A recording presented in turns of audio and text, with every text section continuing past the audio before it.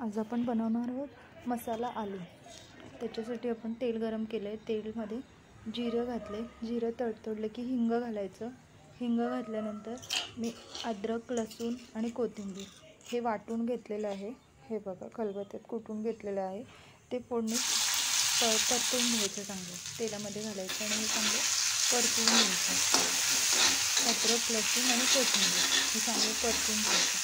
परतलं की ह्याच्यात आपण आता घालणार आहोत हळद आणि लाल तिखट आणि थोडासा आमचूर पावडर टाकायची आणि ही फोडणी आपण थोडेसे परतवायला ठेवून द्यायची।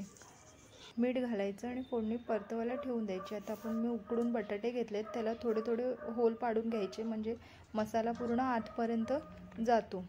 मी हे छोटे बटाटे घेतलेत। छोटे बटाटे नाही भेटले तर आपले साधे बटाटे घेऊन आपण कट करतो, कापून पण तुम्ही घेऊ शकता, चिरून पण घेऊ शकता।